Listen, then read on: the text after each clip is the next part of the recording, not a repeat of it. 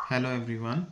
तो मैं देखता हूँ रूटीनली जब कोई पेशेंट इमरजेंसी से या आईसीयू से इंटुबेटेड पेशेंट कोई भी शिफ्ट हो रहा होता है एक जगह से दूसरी जगह, मान लो ओटी से आईसीयू शिफ्ट होना है या इमरजेंसी से आईसीयू शिफ्ट होना है या आईसीयू से कोई स्कैन कराने के लिए शिफ्ट होना है, सीटी एमआरआई। तो मैं कॉमन मिस्टेक्स देखता हूँ कि जो रिक्वायरमेंट होती है इंटुबेटेड पेशेंट में, लाइक एम्बू, मनीटर्स, इमरजेंसी ड्रग्स, वो नहीं रखे जाते।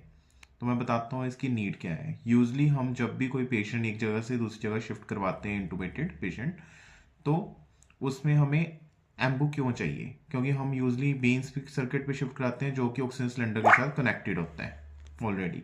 बट मान लो रास्ते में ऑक्सीजन का फ्लो कम हो जाए, ऑक्सीजन सिलेंडर खत्म हो जाए, तो उस केस में हम पेशेंट को एम्बू से वेंटिलेट कर सकते हैं। उससे एटलीस्ट हमारी 21% रूम एयर की जो ऑक्सीजन है वो तो जाएगी पेशेंट को। एंड देन मनीटर की क्या एडवांटेज है? अगर मनीटर होएगा तभी तो हम सिक पेशेंट को एक जगह दूसरी जगह शिफ्ट कर रहे होंगे, तभी हमें पता लगेगा कि पेशेंट को ब्रेडिकार्डिया हो रहा है या पेशेंट की सैचुरेशन फॉल हो रही है। मान लो पेशेंट की ट्यूब भी डिस्प्लेस होगी, तभी हम डिटेक्ट कर पाएंगे अगर पेशेंट का मनीटर लगा होगा कि सैचुरेशन पेशेंट की फॉल कर रही है।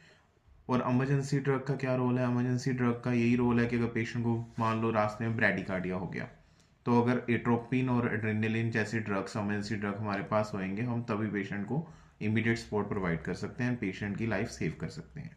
Thank you. Please like, subscribe and share the video.